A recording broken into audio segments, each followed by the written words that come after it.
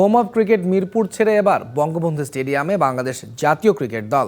টি-20 বিশ্বকাপ ও জিম্বাবুয়ের বিপক্ষে সিরিজ সামনে রেখে একদিনের ফিটনেস ট্রেনিংয়ের জন্য বঙ্গবন্ধু স্টেডিয়ামের অ্যাথলেটিক্স ট্র্যাক বেছে নেয় ক্রিকেটাররা। দেশের বাইরে থাকায় অনুশীলনে ছিলেন না সাকিব, মুস্তাফিজ, আর ব্যক্তিগত কারণে অনুপস্থিত ছিলেন তাসকিন ও সৌম্য সরকার।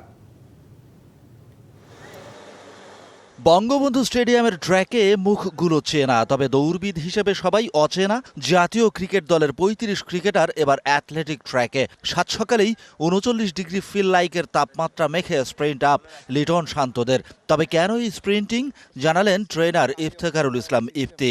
বেশ কয়েকটা সিরিজ গেছে, ডিপিএল গিয়েছে, বিপিএল গিয়েছে, তো এরপরে ওদের ফিটনেসের অবস্থা কি সেইটা জানার জন্য।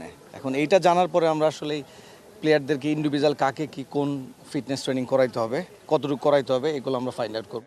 স্প্রিন্টের পর ১৬০০ মিটার দৌড়।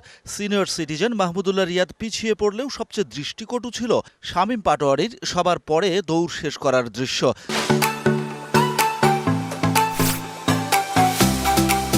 তবে ট্রেনার বললেন, ক্রিকেটারদের এই ফিটনেস টেস্টের গড় হিসাব মন্দ না।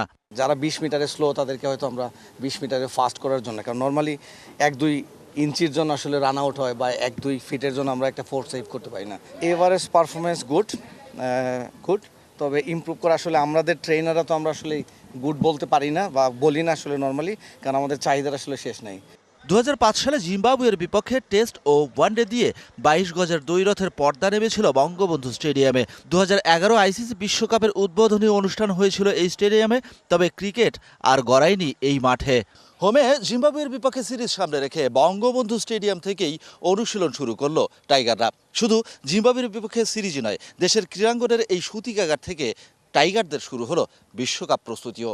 শাহান পাপন, ডিবিসি নিউজ, বঙ্গবন্ধু জাতীয় স্টেডিয়াম, ঢাকা।